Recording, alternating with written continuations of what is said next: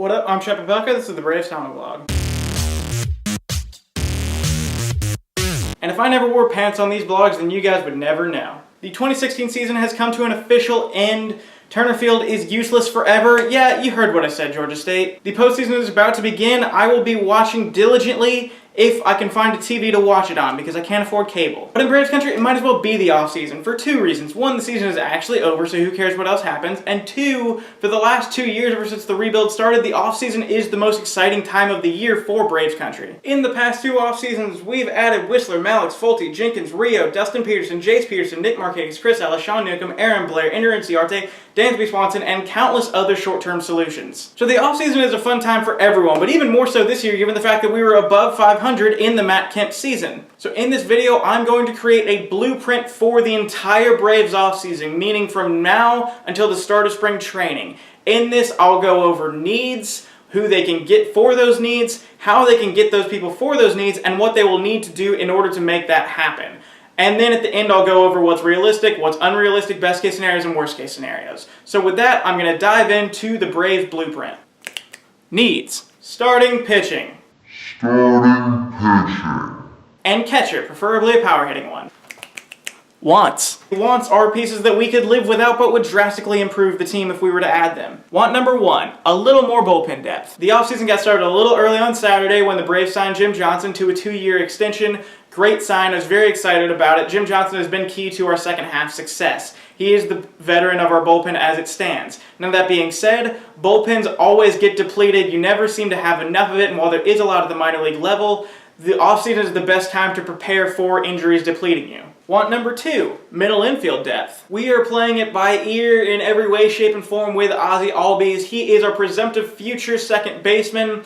We don't know whether he'll be ready for spring training, and if he is, we don't know if he'll be ready to start the year there. The only other major league second baseman in the organization right now is Jace Peterson. Want number three, a fifth outfielder. Now this is extremely easy to find. There are a million of them out there, and again, outfielders often get depleted, so you do want as much depth going into spring training as you can possibly get. So those were the holes in which the Braves need to fill in order to put a good team on the field in 2017. Now let's take a look at the candidates for who could actually fill those holes. The starting pitching free agent field. Andrew Cashner, Bartolo Colon, Doug Fister, Jeremy Hellickson, Hisashi Iwakuma, Rich Hill. Some lower level free agents. Chris Medlin, Jhoulys Chacin, Josh Colmenter, Ross Detwiler, Colby Lewis, Ivan Nova. Trade candidates. Matt Schumacher, Chris Sale, Chris Archer, Jose Quintana, Jake Odorizzi, Drew Smiley, Colin Ray. Catchers. Free agents. Matt Wieters, Wilson Ramos, Jonathan Lucroy, Jason Castro, AJ Ellis. Trade candidates. Brian McCann, Blake Swihart, Francisco Cervelli, Miguel Montero. Those are the players that the Braves need to be inquiring about with agents and other teams' front offices to see what it will cost to actually get those players. I'm not going to list the players available to fill our wants. There are too many free agent relievers, too many free agent depth players to actually get into. I will list the players that I think the Braves should be inquiring about though. Relievers, Boone Logan, Sergio Romo, Drew Storen, Javier Lopez. Middle infield, Gordon Beckham, Stephen Drew, and just for fun, Kelly Johnson. Fifth outfielders, Jeff Francoeur, Marlon Byrd, but mostly Jeff Francoeur. Something that the front offices will do around this time though is that they'll have that list of all those guys and then they will rank them in order in which they want them so that they don't get lost in the sauce trying to acquire all of these guys. So I will do that as though I'm John Coppolella. Keep in mind, I am not. Pitchers. Number one, Bartolo Colon. Number two, Jeremy Hellickson. Number three, Doug Fister. Number four, Hisashi Iwakuma. Catchers. Number one, Wilson Ramos. Number two, Matt Wieters. Number three, Brian McCann. Number four, Jonathan Lucroy. Number five, Blake Swihart. So those are the candidates to fill our positional holes, so let's get into what it will actually take to acquire these candidates. After the World Series ends, the offseason will officially start. After that happens, the teams have a 5-day period to offer qualifying offers to their soon-to-be free agents. After that, the players have a 7-day period to accept or decline those qualifying offers or become restricted free agents. Players I've listed who will likely receive qualifying offers include Wilson Ramos, Matt Wieters, Jonathan Lucroy, and potentially Bartolo Colon and Jeremy Hellickson. If Colon or Hellickson were to receive qualifying offers, they might consider taking it. Ramos, Wieters, and Lucroy will not. So the good news is the Braves' first-round pick is high enough that it is protected, so they wouldn't give that up by signing a free agent. But they would still have to give up their second-round draft pick if they were to acquire one of those players. So the Braves should start off the offseason by offering low-cost contracts to players that they know that they want. So start off by offering Jeff Francoeur another 1 year, $1.5 million. You know Francoeur wants to be here. You know we want him back. So that's a good one to get out of the way early in the offseason. Start small. There will be relievers who wanted to get qualifying offers who didn't get it. So the best thing to do is to come in early, offer some low contracts, about 2 years, $4 million, to Drew Storen and Sergio Romo. They probably won't take it that early, but if they do, you'll have a steal. So if those players don't sign, then you want to go for the older free agents looking for 1 year contracts. I'm talking about Brad Ziegler. I'm talking about Javier Lopez. Guys who are looking for the most money in 1 year. Now you want to start low, as you do with any negotiation, and then that will open up negotiations because those players just want to get signed. They just want to be on a team prior to spring training.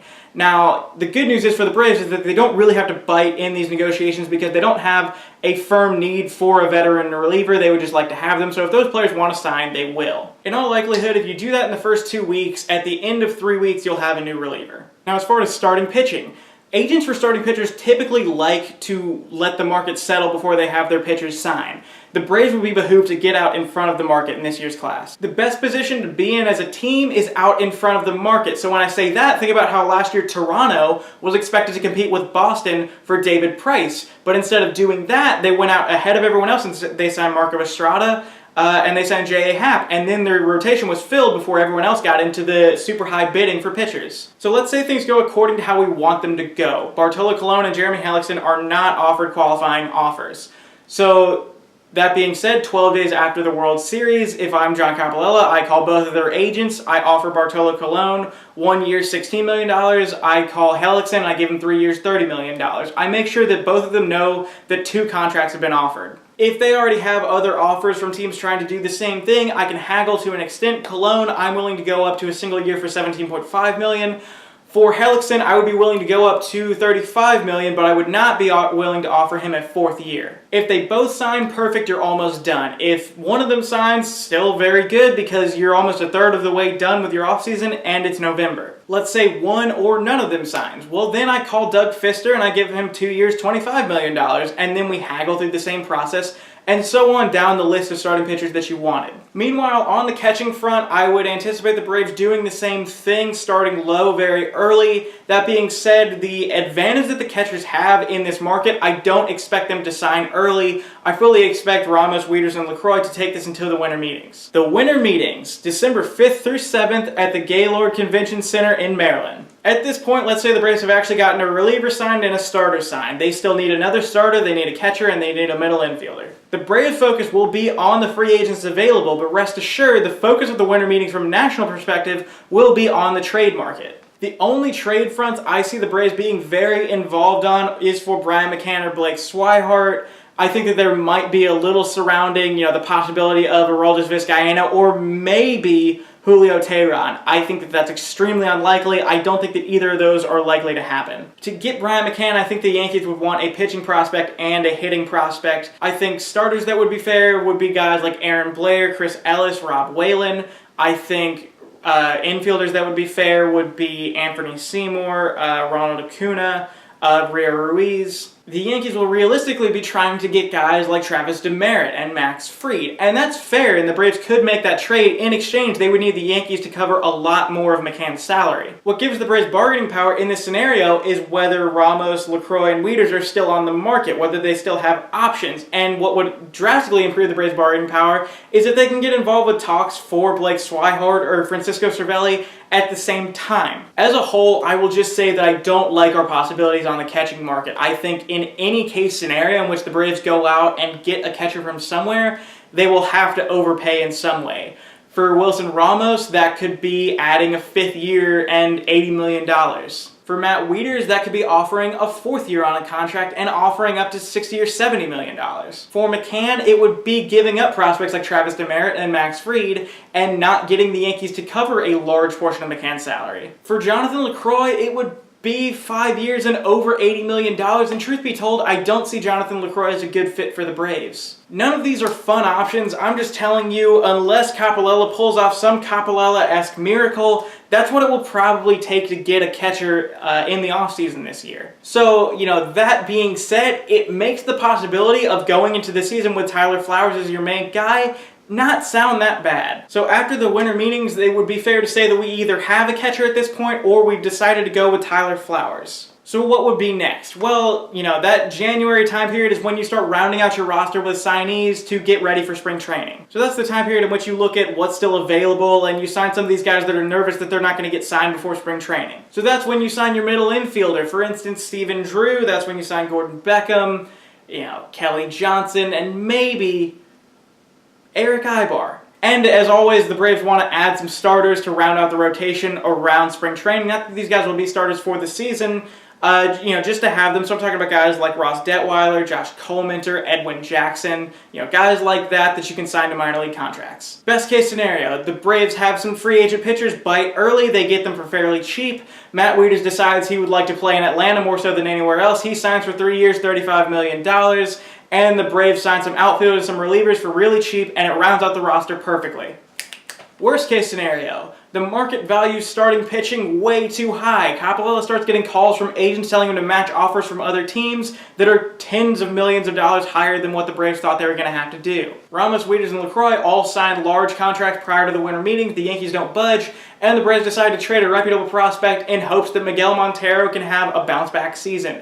They don't get out in front of the free agent relief market. They let a good opportunity slip away, and they go into the season hoping for health from Cabrera, Vizcaíno, Withrow, and Jim Johnson. Now, I know this was a long video. It had a lot of information. It had a lot of presumption in it, and I would love to hear from all of you guys. I would love to hear any questions that you could have concerning about how the offseason will unfold, and I would love to hear all of your best and worst case scenarios. Like I said, I just gave out a lot of figures, a lot of scenarios, so in the comments I do ask that you guys don't fixate on the numbers or in the exchange scenarios that I said. What I was trying to do is highlight, you know, how the offseason is actually going to unfold. So I would ask that you guys don't get too upset about the idea of trading Max Fried for Brian McCann. And like I said, for the catching market, I don't think that we have a lot of great options, and I don't think that it would be the worst thing to start Tyler Flowers next year because you don't want to give up too much. This is the Braves TomaBlog. It's a YouTube channel about the Atlanta Braves and baseball in general. If that sounds interesting to you, check out the channel, see if it's for you. I hope you enjoyed, and go Braves.